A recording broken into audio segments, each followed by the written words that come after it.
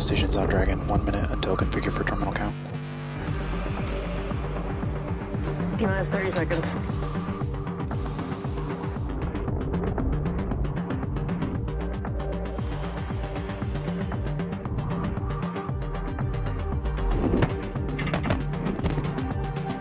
Minus 15 seconds. Falcon 9, go for propellant loading. Dragon is in countdown. 5, 4, 3, 2, 1. Ignition.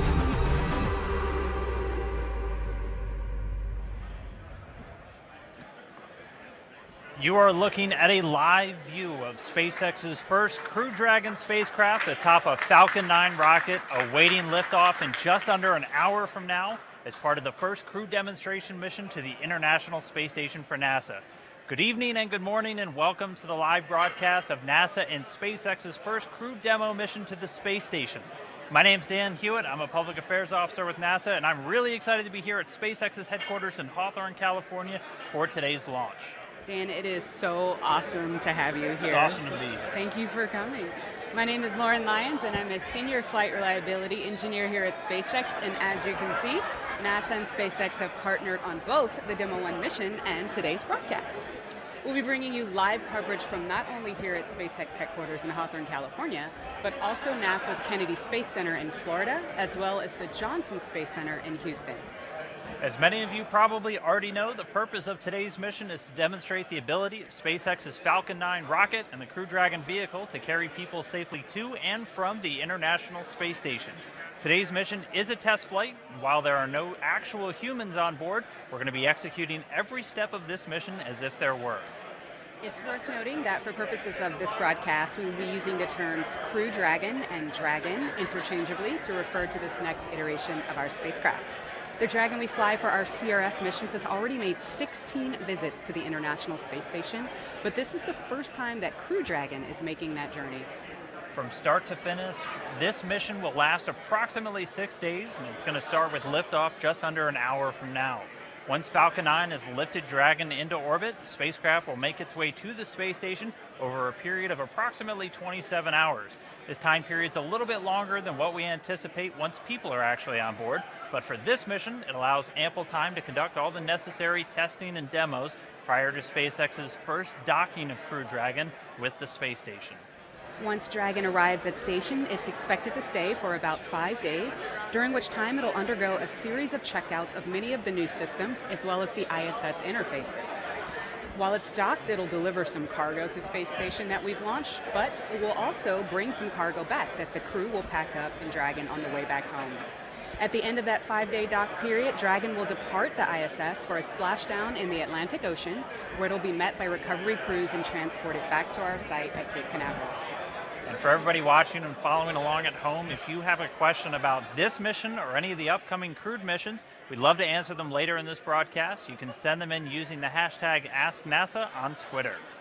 This is such an awesome and exciting day for the teams both at NASA and SpaceX. And with just under an hour to liftoff, let's check in with the team over in Florida, broadcasting live from Kennedy Space Center. Thank you, Lauren and Dan. Now, my name is Shiva Bharadwaj, and I'm a Falcon Integration and Test Engineer at SpaceX. And I'm Stephanie Martin with NASA's Commercial Crew Program. We are broadcasting live from the press site here at Kennedy. Yeah, we're actually just across the street from the iconic Vehicle Assembly Building and just over 3 miles away from our launch site. Now, there are hundreds of members of the media at Cape Kennedy to capture today's historic launch from the equally historic Launch Complex 39A, or LC-39A, which has been a central part of the American human spaceflight story. This is the home to both the Apollo and Space Shuttle programs. Just behind us, you can see the Falcon 9 and Dragon prepared to launch from this historic launch pad. SpaceX took over Launch Complex 39A in 2014, and after retrofitting it, they have been able to support both Falcon 9 and Falcon Heavy launches regularly since 2017. Yeah, actually, there's a great shot on your screen of our two-stage launch vehicle, the Falcon 9, and actually the crew arm is attached to it. Oh, actually, there, the crew arm is separating away from the vehicle, and this test is, we're running this test the same way that we would with astronauts on board, so that would be one of the steps as we prepare to go into today's launch. Now, Falcon 9 is Falcon 9 Its first stage will fire its 9 Merlin engines to propel the vehicle to the edge of space. Once it's burned through most of its propellant, it will separate and attempt to land on our drone ship, which is about 316 miles off the Florida coast. Simultaneously, the second stage will fire its single high-efficiency Merlin vacuum engine to propel Dragon to its target orbit about 200 kilometers above the Earth. From there, Dragon will continue with its first journey to the International Space Station. Now, Crew Dragon consists of 2 main structures: the capsule, where we fly pressurized cargo, and soon our astronauts, who cannot be exposed to the vacuum of space. And the second main structure is the trunk, where we can carry large, unpressurized cargo. A notable difference on the Crew Dragon vehicle is that it's 8 Super Draco thrusters. These Super Dracos will power the astronauts to safety in the unlikely event of an emergency. Crew Dragon's trunk also features new body-mounted solar arrays, which you can see on your screen right now. They provide power to the spacecraft as it makes its way to the International Space Station. The trunk also has new aerodynamic fins, which provide stability in the event of that emergency abort, as well as more surface area for those solar arrays. Now, that was a quick overview of the Falcon 9 and Crew Dragon here at Kennedy Space Center. However, let's go quickly over to Daryl Nail, who has a special guest at the Operations and Support Building. That's right, Stephanie. I'm on the 5th floor of that building, which gives us an elevated view of the launch pad. And we can see the rocket from top to bottom, including the flame trench. It is a beautiful view out here. And then we stretch out a little further, and you can see the guests that have gathered in the infield. They have quite a view as well. This building is also right next to the iconic Vehicle Assembly Building, which is the perfect backdrop for our guest, as you mentioned, Administrator Jim Bridenstine. Thank you for being here. Appreciate your time. Thanks, Daryl. Great to be here. First of all, tell me what this launch means to you. What does it mean to the country? So this is the first time where we're going to launch American astronauts on American rockets from American soil, the first time since the retirement of the space shuttles in 2011. So this is really a significant achievement in the history of American spaceflight. And what we're interested in, we want to make sure that we keep our partnership with Russia, which has been very strong for a long period of time, going all the way back to the Apollo-Soyuz era. But we also want to make sure we have our own capability to get back and forth to the International Space Station so that we can have this strong partnership where they can launch on our rockets and we can launch on their rockets. But I think another big milestone here is the idea that we're not, as an agency, as NASA, we're not purchasing, owning, and operating our own rockets at this point. We're looking to a future where we can be a customer, one customer of many customers in a very robust commercial marketplace in low Earth orbit. And not just one customer of many customers, which drives down our costs and increases our access, but having multiple providers that are competing on cost and innovation, which enables us to have transformational technologies that enable us to do more than ever before. So this is really a big deal. And one of those customers, key customers, SpaceX, which is launching tonight. You're here for that launch. You got to tour around today with SpaceX CEO Elon Musk. How was that? It was a great opportunity. He reminded me that he began this process 18 years ago, if you can imagine that, back in 2001. And at the time, you know, the intent was to put a little greenhouse on Mars, and he was going to, purchase an excess ICBM from Russia. Of course, he made sure to make clear that it was without the nuclear warhead. But what was fascinating is from that idea where he wanted to put on Mars a little greenhouse. We're talking about 3 feet by 3 feet, just a small greenhouse. And from that, he tried to buy this excess ICBM, but it was $20 million. And he said, look, I just can't afford that to achieve what I'm trying to achieve. And so he came up with the idea of a Falcon 1. And after a number of failed launches, he stuck with it. And by Falcon 4, it was successful. And then, of course, the partnership with NASA and a long partnership that's been developing for a long time. And here we are on the precipice of returning to spaceflight from American soil. So it was great to have that opportunity to hear his perspectives, and this is really a big day for NASA. It's a big day for SpaceX, Elon Musk, and the entire team, both teams, NASA and SpaceX. And we're looking forward to a launch tonight. We appreciate you coming out and joining us. It's going to be an exciting night. We want to toss it back now to Tom, who is at SpaceX headquarters in Hawthorne, California. Tom? Thanks, Daryl. Good evening. My name is Tom Perderio, and I'm a software engineer here at SpaceX. And hanging right behind me at SpaceX headquarters in Hawthorne, California, is the very first Dragon spacecraft that SpaceX launched to orbit back in 2010. And now here we are, just less than 40 minutes from launching our first Crew Dragon spacecraft to the space station. It's currently T-minus 38 minutes and 40 seconds, and the SpaceX team is working no issues for launch. Here's where we stand on the rocket, the spacecraft, and the launch. For the Falcon 9, the critical go, no-go poll was held at about T-minus 45 minutes when the SpaceX launch director polled the teams to assess their readiness for launch. All teams are currently go for launch, and we are ready to begin propellant loading on the rocket at about T-minus 35 minutes. In fact, you may hear final instructions for the team in the background on the launch nets. For the Dragon spacecraft, earlier today, Dragon operators performed a series of checkouts across all of Dragon's flight systems, and the capsule is also currently go for launch. If this were an operational mission, late load cargo would have already been loaded onto Dragon the day of launch, which would have been earlier today, and the crew would already have boarded via the crew access arm. Once everyone is safely on board, SpaceX would retract, or you saw SpaceX just retract the crew access arm, which activates the launch escape system, and this allows the initiation of a pad escape in the event of an emergency. The range currently is supporting us for a launch today, no issues with that. With weather, there are three main categories of weather things that the SpaceX and the range looks for. One of those is upper level winds, the other is ground level winds, and the other is the anvil cloud and lightning rules. Right now, there's no weather constraints for launch today. So as the team has mentioned, there are no people on board Dragon today, but we do actually have one special passenger flying, and her name is Ripley.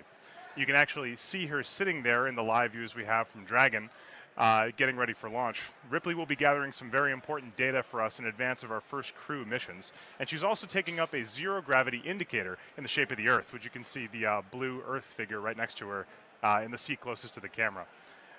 Once we are clear of the Earth's gravity, that zero-G indicator will be free to move about the cabin. Let's take a closer look at Ripley's role and on her trip to the International Space Station. As a part of our Demonstration 1 mission, we have a special passenger on board.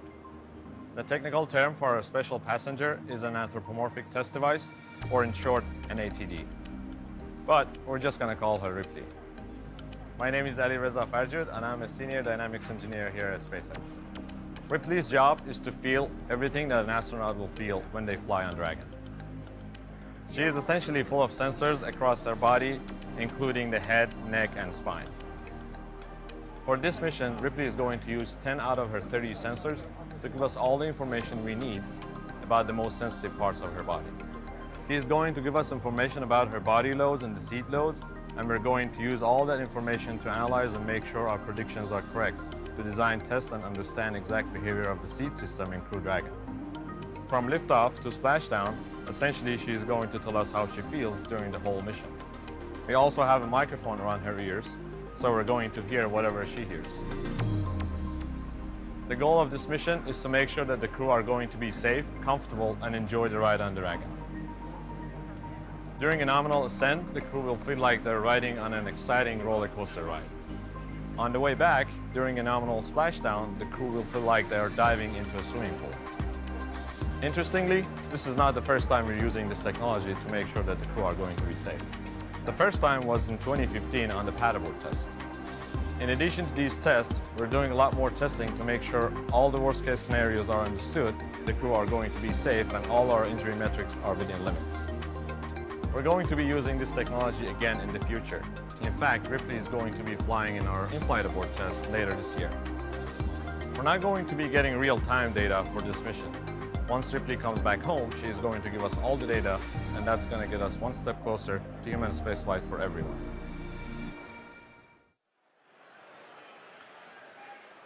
We are at T-minus 34 minutes and 38 seconds. The call for propellant load is coming up in just a few moments here, so let's listen in for that call out on the nets.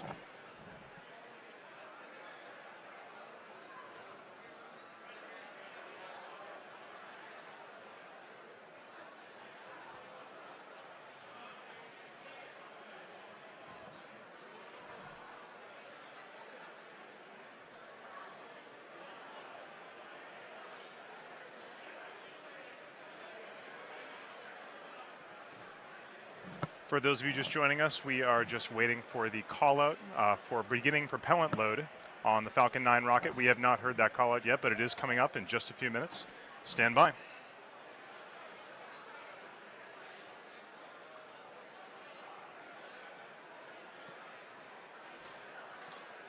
So while we're waiting for the call out for that prop load, we're going to go over to McManus Woodend at Banana Creek to get a sense of how the feeling is at the Cape. How's it going over there, McManus? Everything is looking great out here, Tom, and we wish Ripley all the best of luck on her incredible, incredible journey. I'm McManus Woodend, and I'm here at Kennedy Space Center. Particularly, I am here at the Banana Creek viewing area, which is right across the way from the Saturn V Center. Now, one of the great things about this viewing area here at Banana Creek is you have an unfiltered panoramic view of 5 launch pads. Now, the pad that we'll be looking at tonight will be pad 39A, which you've already heard so far in the program has quite a historical significance. 12 Apollo launches and 82 shuttle launches took place at pad 39A, and we're hoping that SpaceX is able to continue that history tonight. Now, if you look at the crowd, they're starting to still filter in, but we're looking at roughly 1,700 in attendance tonight. The vast majority of them are from here in America, so the sentiment of an American-built rocket being launched from American soil, and with the anticipation of American astronauts later this year being flown on that rocket is pretty high. But that's not to say that it's a complete home team type of a game. We do have quite a few representatives from other foreign countries that bring a unique perspective to this launch because they look at it from a global perspective. So just imagine, if you will, somebody in this audience tonight has the ability at some point in time in their lives to board a rocket, fly to space, and then look down at the Earth instead of through the lens of a NASA photo, which we've all become so accustomed to, but with their very own eyes. So with that in mind, those two are the main talking points that I've had with many of the folks here in the audience. So as you can imagine, the anticipation and the energy is quite strong. But as you can see, everyone is starting to settle into their seats and they're getting ready to enjoy this amazing launch. So with that in mind, let's go ahead and send it back to Shiva and Stephanie right down the road at our studio. Guys? Thanks, McManus. That's an awesome crowd out there. Now, we do want to let you guys know that propellant loading has begun on the Falcon 9. Now, also, as a reminder, today's launch is a test flight, and while SpaceX has been transporting cargo to and from the International Space Station since 2012, this flight is the first time that we'll be launching a Crew Dragon with the upgrades to Falcon 9 and Dragon that will allow us to fly astronauts. Now, we haven't launched astronauts from the U.S. soil to the International Space Station since the Space Shuttle Atlantis landed in 2011. Today's launch is a major test to help us restore that capability to America, with the idea that one day space travel won't just be for NASA astronauts. Stage 2, present for flight. Ground gas closeouts are complete. Go for launch. The purpose of the Commercial Crew Program is to return to our nation the capability to fly our astronauts to the International Space Station. 5, 4, 3. The Commercial Crew Program is the beginning, I think, of an entirely new era. 1. Liftoff.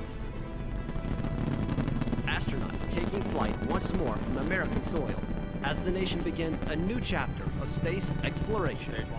Up until now, it's been governments that have sent people into space.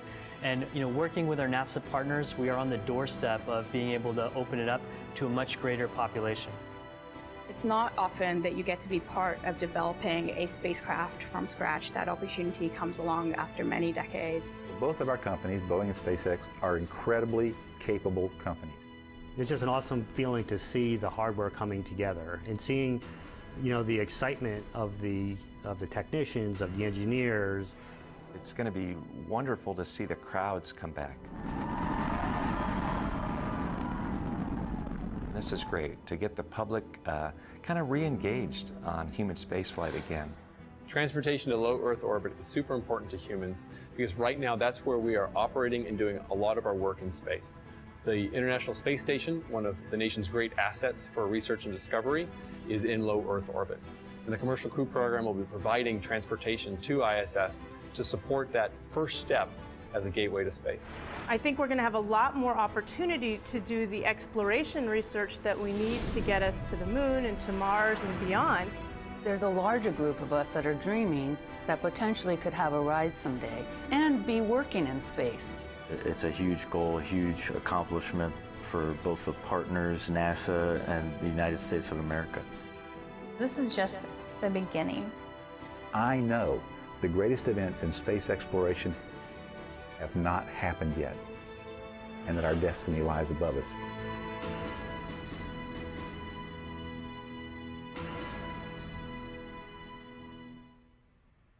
Unlike traditional NASA programs where we gave very prescriptive requirements, for Commercial Crew, NASA set high-level requirements based on our 50 years of human spaceflight experience for Boeing and SpaceX to meet. Our partners took those high-level requirements and introduced new technologies, procedures, and the out-of-the-box thinking that we have come to expect for the American aerospace industry. Now, SpaceX is one of the companies that NASA ultimately chose to achieve this goal, and we've been able to introduce innovative ideas in collaboration with NASA, and together we've designed Crew Dragon to be one of the safest human spaceflight systems ever flown. Dragon and Falcon 9 together have years of operational experience, or what we refer to as flight heritage. The Crew Dragon builds on our Cargo Dragon's 17 successful flights to and from orbit since 2010, including 16 trips to the International Space Station. Not only have we conducted thousands of hours of testing, we've also enhanced and added a number of safety features. As an example, Dragon now has enhanced and additional parachutes. We used to have 3, and we added a 4th one for redundancy. And one of the most important safety features on Crew Dragon is our launch escape system, which is a huge advancement in the safety of human spaceflight. In 2015, we demonstrated the system during our pad abort test. Now, the launch escape system is outfitted with 8 Super Draco engines that are directly integrated into the spacecraft body. This enables Crew Dragon to maintain escape capability from the launch pad all the way to orbit, a feature that no other spacecraft in history has ever possessed. Now, following the success of this mission, but before Demo 2, SpaceX will conduct an in-flight abort test, which will prove Dragon's escape capabilities during ascent. This test will tell us not only how Dragon will perform, but what the astronauts will actually experience if there were an actual emergency. After these tests, the NASA and SpaceX team will review all the data and verify that all of the systems aboard have operated as designed. This extremely important step allows NASA to verify that SpaceX is meeting our requirements and can be certified to carry our astronauts safely to and from the space station. The first 2 crew members who will fly aboard Crew Dragon will be NASA astronauts Bob Behnken and Doug Hurley on board that Demo 2 flight test. Then, NASA astronauts Mike Hopkins and Victor Glover will fly aboard the next Crew Dragon mission with 2 international partner crew members who've not yet been announced. Yeah, and these NASA astronauts will not only be the first to fly on Crew Dragon, but they're also continuing the mission of the International Space Station, which is our premier orbital laboratory. It provides an environment to really learn what it takes for humans to live in space for the long periods that we will need to do when we go beyond low Earth orbit. Let's take a quick look at the history of the space station and its role in furthering human space exploration. The International Space Station, a football field-sized, million-pound laboratory flying around planet Earth at 17,500 miles per hour. It's our home in low Earth orbit and the bridge to exploring the far reaches of our solar system. A place to learn what it takes to live, to work, to thrive in space. Thanks to space agencies representing more than a dozen countries around the world, it went from the drawing board to liftoff when the first piece flew into space in 1998. That kicked off over a decade of construction, hauling the station to orbit piece by piece on NASA's space shuttle and Russian rockets. And after the first crew arrived in November 2000, we started an unbroken streak of humans living and working in space. Building on the legacy of past outposts like Skylab and Mir, the International Space Station became the training ground for humanity's next great journeys. Learning how to live in space for extreme periods of time, building and perfecting the technologies necessary to travel to our neighbors in the solar system. It gave us a place right on our doorstep to prepare for the next giant leap into the unknown. And thanks to the station, a new era in outer space is unfolding. What was once the domain of only nations and governments is now populated by a growing space fleet from American industry. Private spacecraft to fly cargo and crew members, new habitats and technologies for future space missions, and an open door for companies, research institutions, and even students around the world to do research in space that have never had the opportunity before. All laying the foundation for a robust economy in space. There have been thousands of experiments, hundreds of spacewalks, endless hours of challenges and successes, all done by humans hailing from countries around the globe. The International Space Station is what we can achieve as a planet when we come together to do the things that are hard. And the work isn't slowing down, because we're ready for the next giant leap, because we're ready to go farther, because what we do and learn along the way is for the benefit of all of humankind. We clearly have an amazing responsibility to continue this research on the International Space Station, and that's what drove the creation of the Commercial Crew Program. And right now, we're about T-minus 22 minutes and 30 seconds away from seeing our first launch as part of Commercial Crew. So let's check in with Lauren and Dan to hear more about today's mission. Thanks, you guys. So for Demo 1, Dragon's estimated round trip is roughly 6 days, and its journey is fairly similar to that of our cargo Dragon when it makes its trips back and forth to the ISS. All right, the crowd's getting into it. As we await that T-0 in just about 22 minutes, the ground operations teams are going to be doing a series of system checks just to make sure both Dragon and Falcon 9 are ready for liftoff. The moment we hit T-0 and a successful launch occurs, we'll watch Falcon 9 and Dragon make their ascent until Falcon 9 first and second stages separate and send Dragon on its way to the space station. At this time, mission operators will prepare Dragon for on-orbit ops, and Dragon will execute a series of burns that gradually raise its orbit to align more closely with the space station, as you can see in this animation right here on the screen. As Dragon approaches ISS, it'll hold a few times before making one final push towards the space station, putting Dragon into the same orbital plane as it prepares for its approach and docking maneuvers. And then next, Dragon will make its approach and actually dock with the space station. This is going to be a very different process from what we've seen with Dragon cargo deliveries in the past, which use a process called berthing, which requires somebody to be on the station to reach out and grab Dragon with the robotic arm. With docking not necessary, it's going to fly in all on its own. Dragon will spend 5 days docked to ISS before preparing to return home.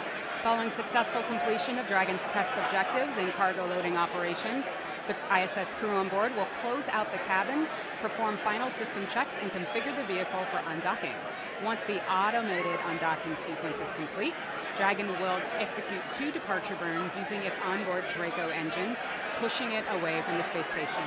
And then next on its trip home is deorbit, entry, and splashdown, and that's going to cover all operations following the final departure maneuver, including the trunk separation, closure of the nose cone, a deorbit burn, deployment of the drogue and main parachutes, and then finally splashdown, at which point teams from SpaceX will move in and recover Dragon from the water.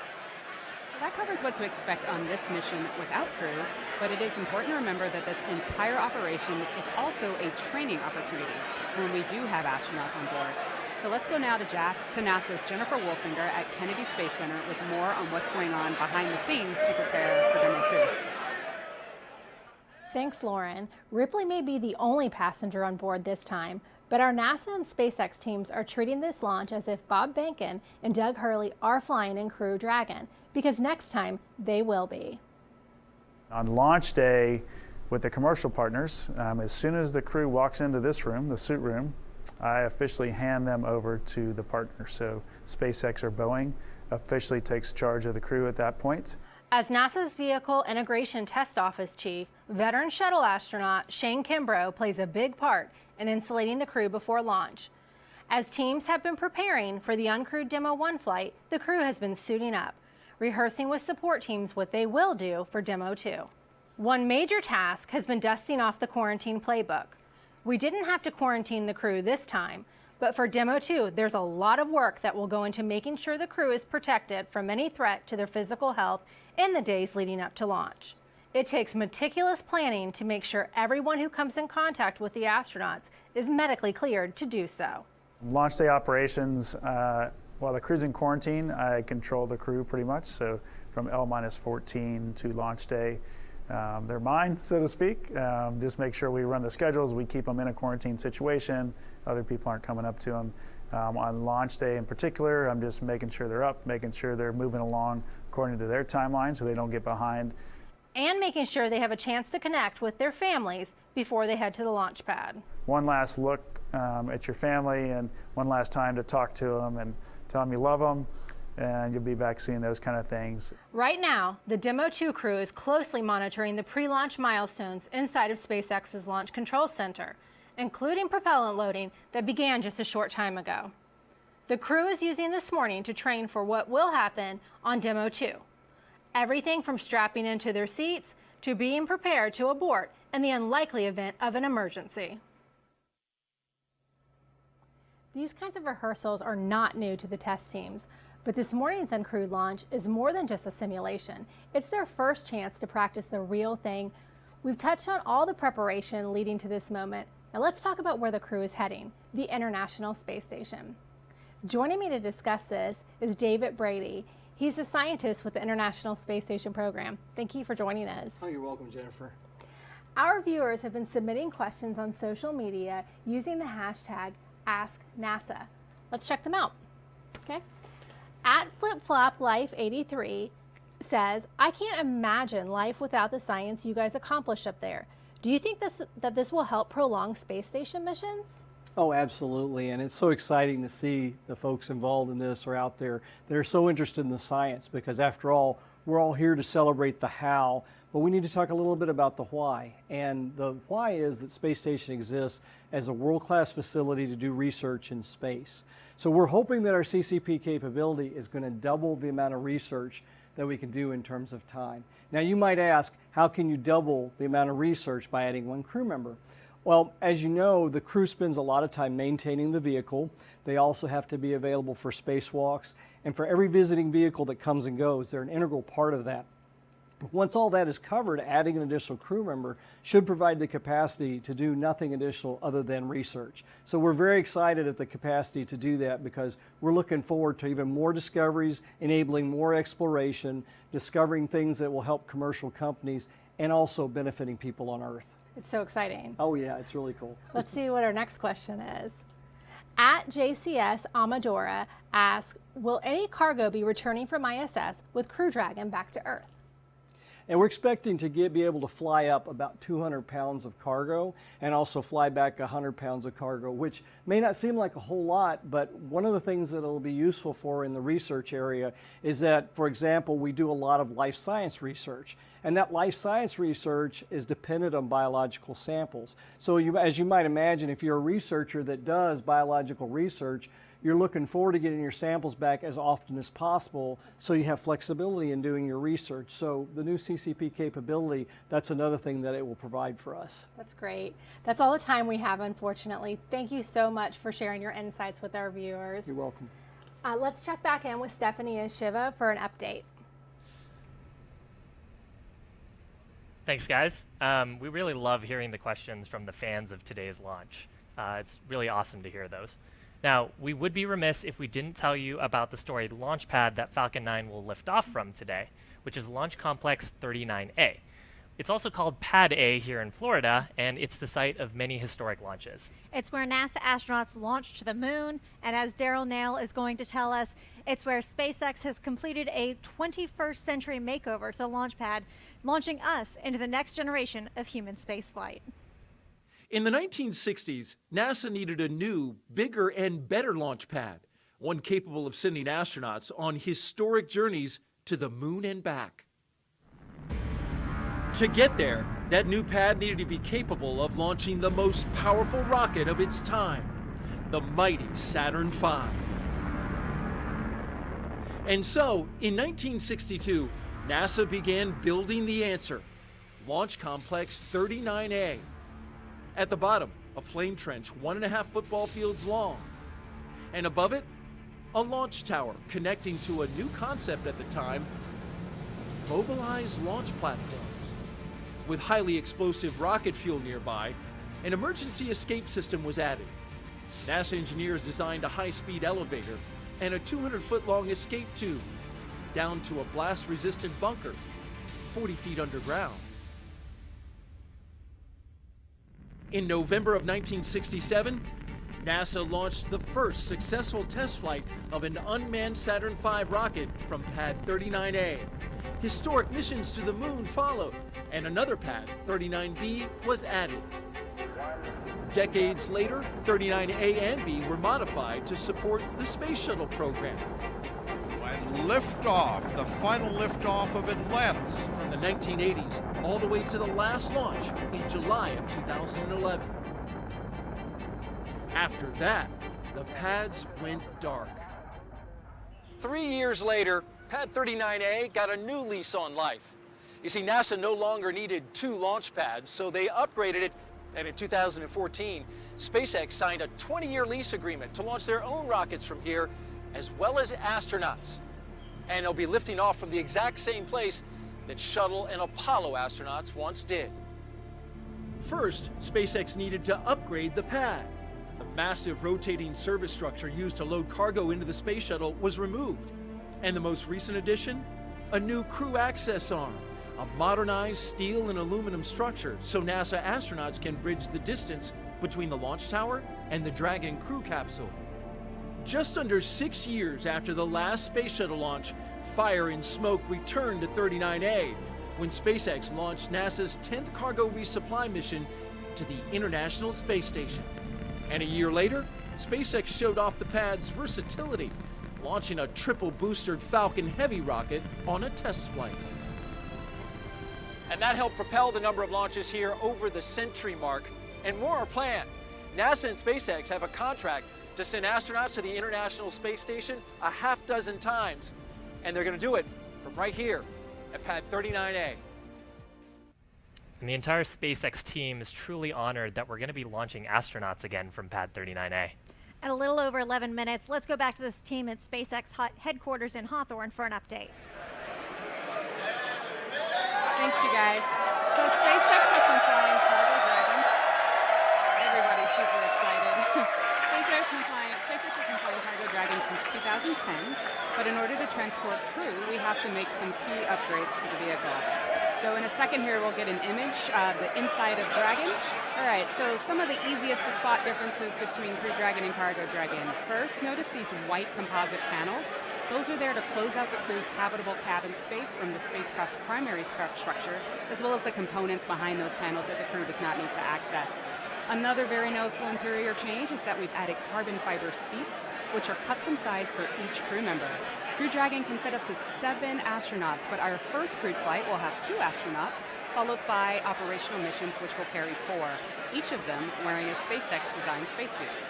And as you can also see in the video, there's also a touchscreen control panel. While Dragon is fully autonomous, we have added this for redundancy so that the crew can navigate the spacecraft manually in the event of an emergency. And those NASA astronauts have been working with SpaceX from early on to provide input into Crew Dragon's design. And right now they're finishing their training on all of the features of the spacecraft and the spacesuit, using simulators and other exercises in advance of that first crewed mission. And just like the seats, the spacesuit is individually fitted for each astronaut. It's designed to completely protect them from the vacuum environment of space. While the spacecraft obviously is the primary means of protecting those astronauts, the suit can act as a critical backup in the case of an emergency.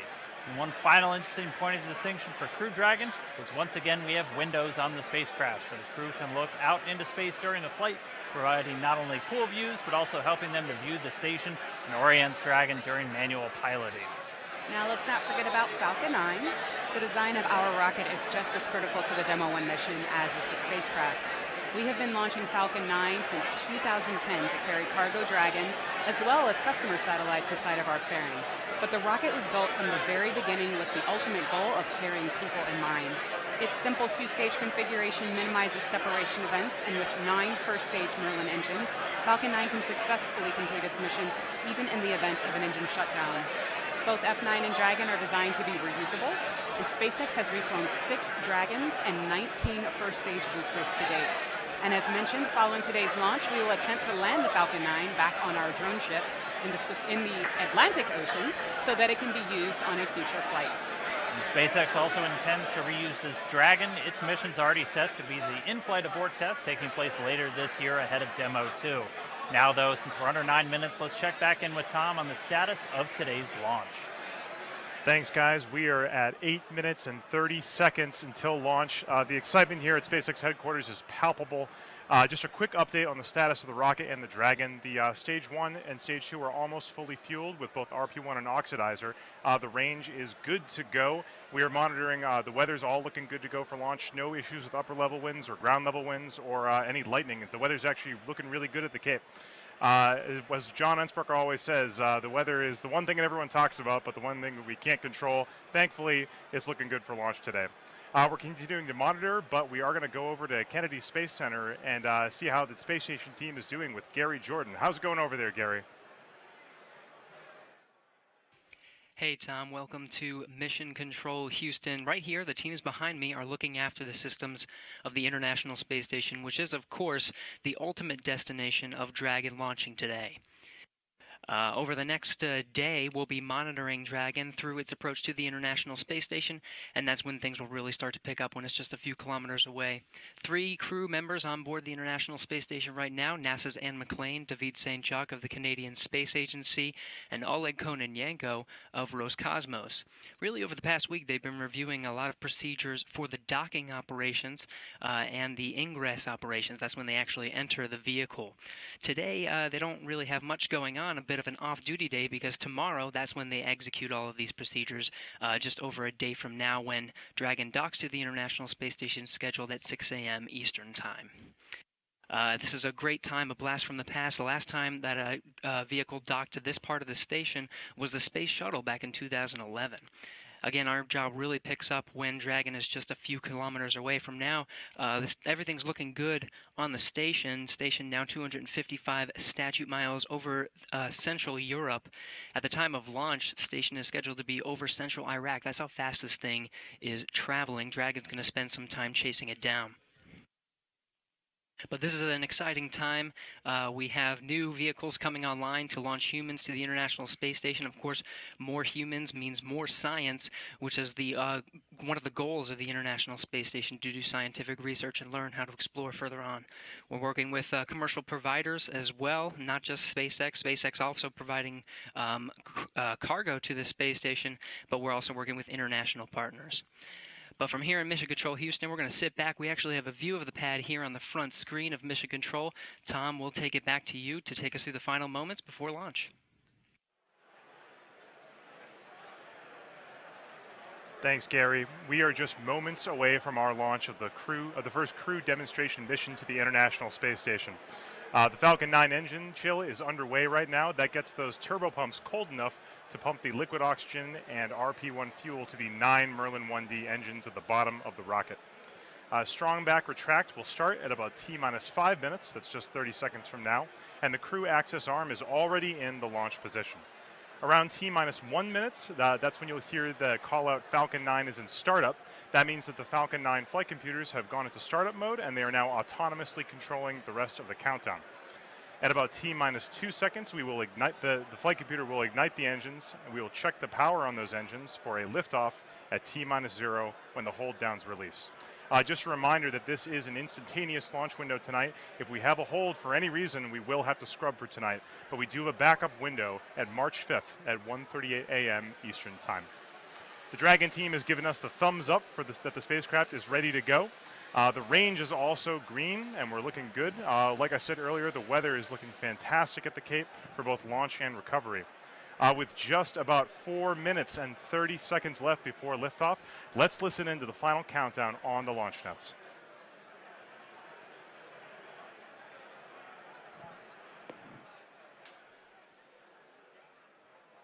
And startback retract is starting. RP-1 bleed.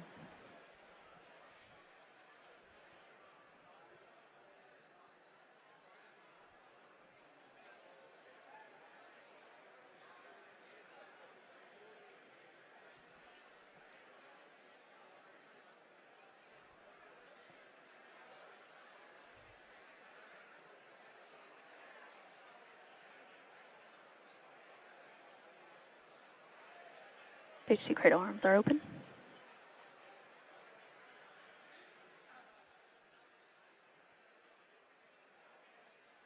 AFTS final setup started.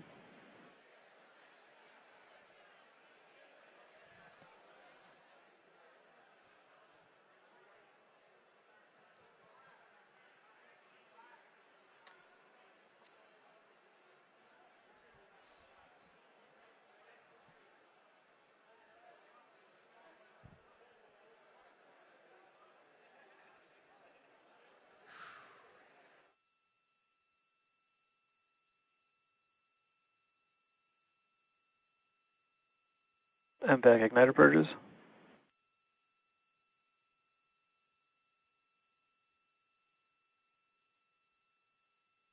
Stage 1 LOX load has closed out. Strong backside retract angle of 88.3 degrees.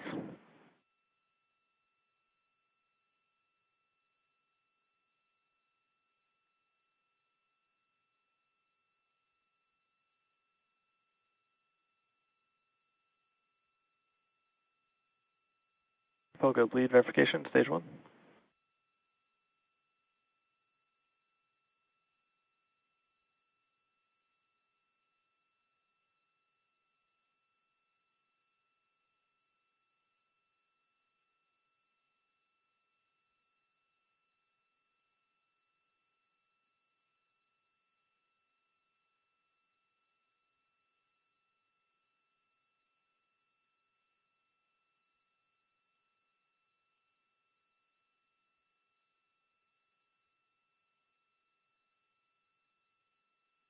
Dragon chill water closeout.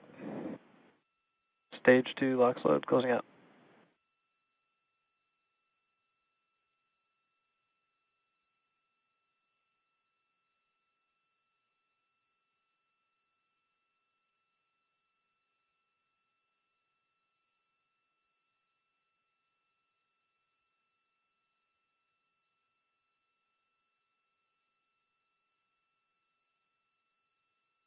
Ground gas closeout is starting.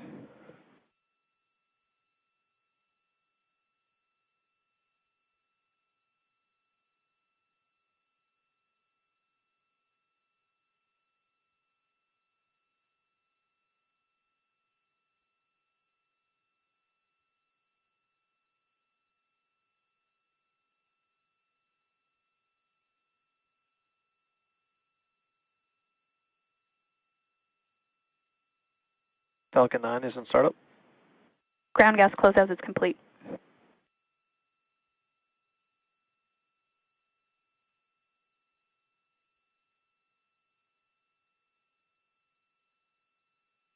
Go for launch. Stage 2 is pressing for flight.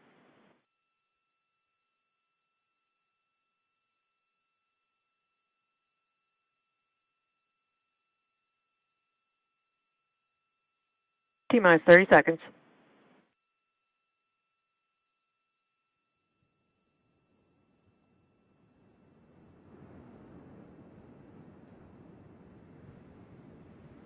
Stage 1 pressing for flight. T-minus 15 seconds. 10, 9, 8, 7, 6, 5, 4, 3, 2, 1, 0. Ignition, liftoff.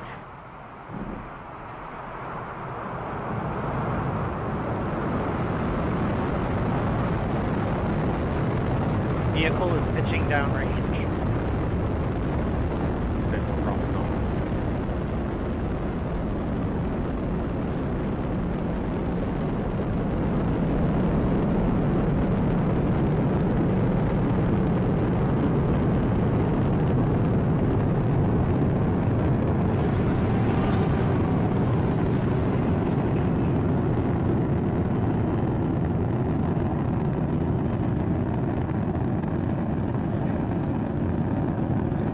Stage 1 throttle bucket. Power and telemetry nominal.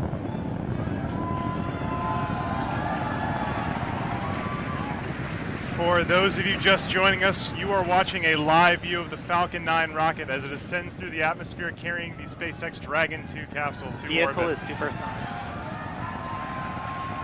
The vehicle just passed through max Q, which is the point of maximum aerodynamic pressure on the vehicle. As you can hear in the background, the excitement at SpaceX headquarters is unbelievable here. Stage 1 The throttle vehicle up. is passing through max Q. You heard that call out from Max Q on the nets. The Falcon 9 actually throttles down its 9 Merlin engines to reduce aerodynamic loads on the vehicle. It is now throttling those engines back up.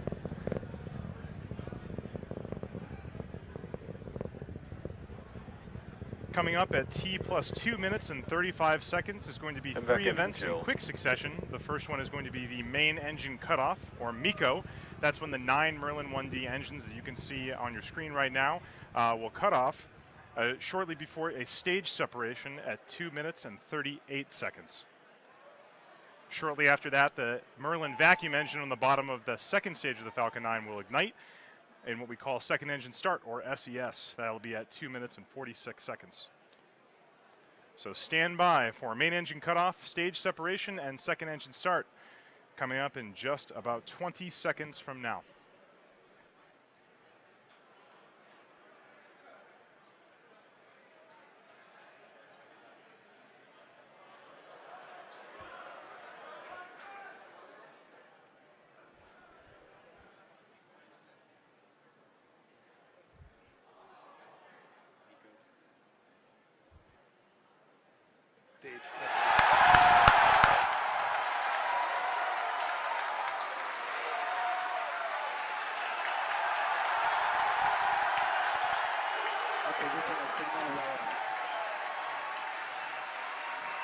As you can hear from the cheering here at SpaceX headquarters, we did have a successful main engine cutoff, a stage separation, and as you can see on the right-hand side of your screen, that second stage engine is currently started and accelerating Dragon towards orbit.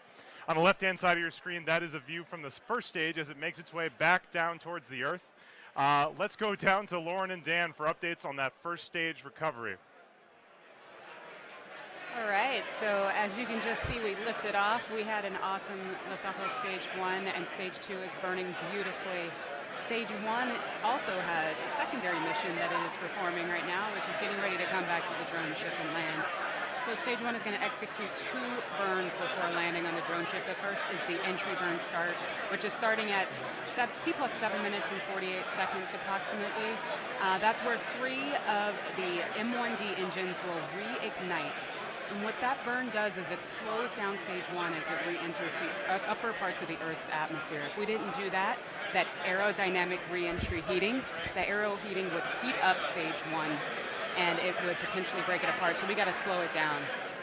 From there, stage 1 is going to coast its way back down using those grid fins to help steer it, and then it'll execute the landing burn. That's going to happen at T plus 9 minutes and 24 seconds. That's where we're going to reignite that center E9 engine to hopefully bring stage 1 down to a beautiful stop right on the drone ship. That's right, and while all that's happening, the second stage, which you can see glowing bright here, continuing to power Dragon, it's going to continue burning until just about 9 minutes after launch. So at 8 minutes and 59 seconds is where it's targeted to cut off. Down to a single engine, but that one providing a little over 200,000 pounds of thrust to carry Dragon through the upper parts of Earth's atmosphere. Not as much resistance to fight against once you're up this high. And it's going to get Dragon into that initial orbit, and it's still going to be a couple hundred kilometers beneath the station, and then it'll be turned over to thrusters on Dragon once it separates from that second stage to then begin the chase down of the orbiting laboratory. But 5 minutes, 11 seconds and counting past launch. All the calls so far indicating nominal performance. So we're continuing to see great stuff so far from both stages of Falcon 9. Okay, we're hearing that MVAC is performing nominally. It's looking good on power. Temperatures are good. And stage 1 continues to come back nominally. And look over there on the left on your screen, you see that picture of Ripley in that 0G indicator. That's right. Keep an eye out as long as we have the view. As soon as Dragon's separated and it's essentially then in its free flight mode, you're going to see that little planet Earth start to float up. So keep an eye out once we separate Dragon in just a couple of minutes from now. 6 minutes past launch.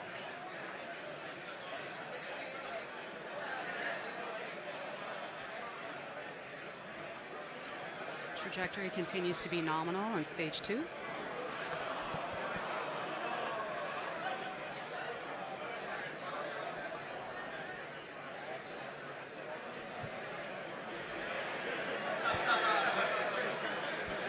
Still have about 2.5 more minutes left of this burn, at which point MVAC will shut down. We're just under a minute away from that entry burn on stage 1 that I mentioned before.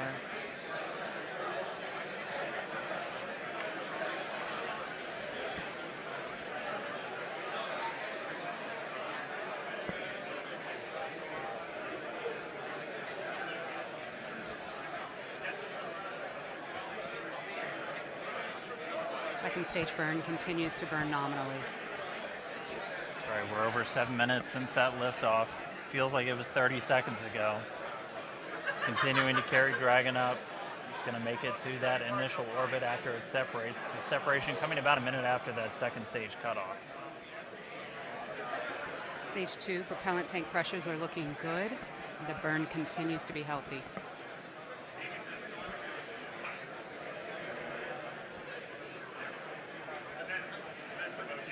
Now coming up in about 10 seconds, that entry burn is going to start. Hopefully we'll have onboard video and you'll be able to watch. Let's listen in on the callouts. Stage 1, FTS is safe. Stage 1, entry burn has started. Look at that plume. So 3 N1D engines reigniting. Burn is going to continue on for about another 18 or so seconds.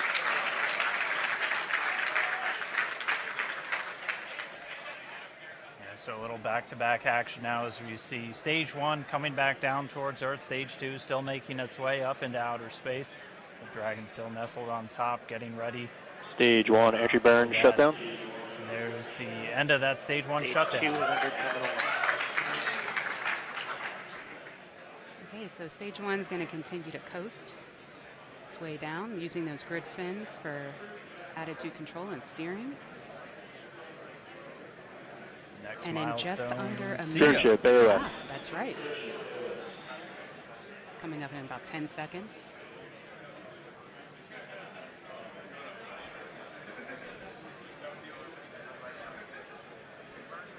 INVAC's throttling down for SECO.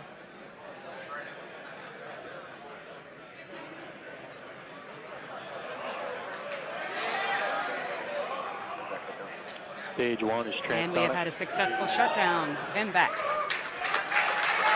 right. Stage 1 landing burn is supposed to start. At the start of that burn, stage 1 will be traveling at 275 meters per second. That single engine burn is going to bring that from 275 to 0. We did just hear that stage 1 landing burn has started.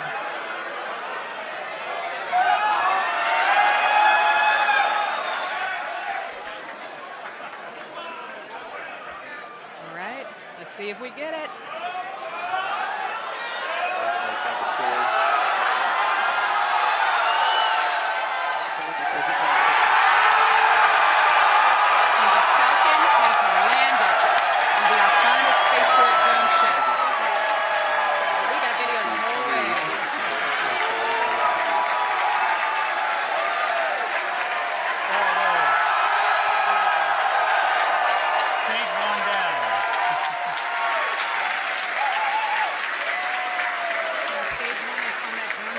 About 500 kilometers away from where it launched from.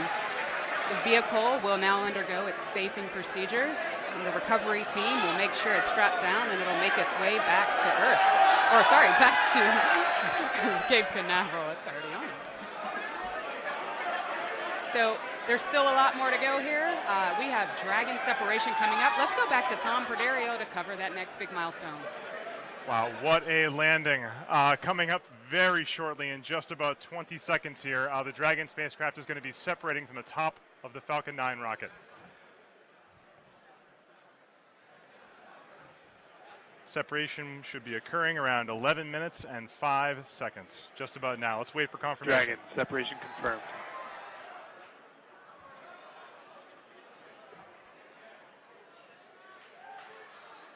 And there it is.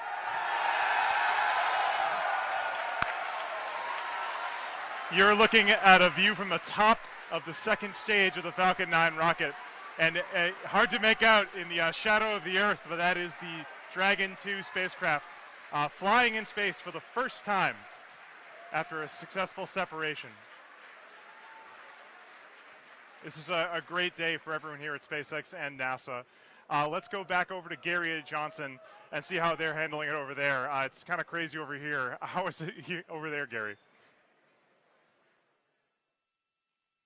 Thanks, Tom. We were definitely enjoying hearing some of the cheers from over you guys. You can actually kind of see behind us. We got quite a number of viewers here in the International Space Station Flight Control Room. Very exciting time that we have now that they're waving. So this is, for us here in Mission Control Houston, this is just the beginning. Now that Dragon is in orbit, we have just over a day until Dragon's scheduled to be docked to the International Space Station. There's a lot of milestones to get through. The crew have been, again, reviewing their procedures, getting ready for some of those moments, again, monitoring the approach and even performing some commands while the Dragon is close enough. But again, there's a lot of work to do. We have docking scheduled for 6 a.m. tomorrow. We'll continue to monitor Dragon during that time. In the meantime, we'll toss to Lauren and Dan to witness some of these final milestones of Dragon now that it is in orbit. Back to you. Thank you, Gary. Now for a typical CRS mission, right about now, we'll be awaiting solar array deployment. But as a reminder, Crew Dragon has solar array body mounted along the surface of the trunk. They're already activated. They're producing the power. Draco engines are firing. Dragon is doing awesome. That's right, and as Tom just mentioned, the nose cone is going to be opening, and that's going to expose those guidance and navigation control sensors and the docking mechanism. And then pretty soon, Dragon's going to execute that series of burns to gradually raise its orbit up to align more closely with the International Space Station. Quick mission overview recap. We had a successful launch of Stage 1 and Dragon, of course. We landed Stage 1 on the drone ship, had video the whole way down. You got to check that out. Dragon has separated, it's activated, and it's now on its mission. So on behalf of SpaceX and NASA, thank you for watching today's broadcast. Thank you for your interest in the mission, and a big thank you to the Eastern Range for helping make today's launch possible.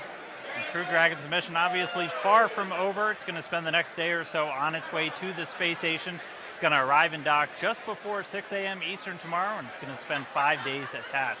To get there, it's going to begin that series of phasing burns to raise its orbit just beneath the space station, at which point we begin that slow and steady approach to docking. We will be broadcasting Dragon's arrival and docking live on SpaceX.com and NASA TV. Our coverage will begin at 3:30 a.m. Eastern Time, so be sure to follow SpaceX and NASA on social media for real-time updates. Thank you again for watching, and hopefully you'll join us for docking. T-minus 15 seconds. 10, 9, 8, 7, 6, 5, 4, 3, 2, 1, 0. Ignition, liftoff.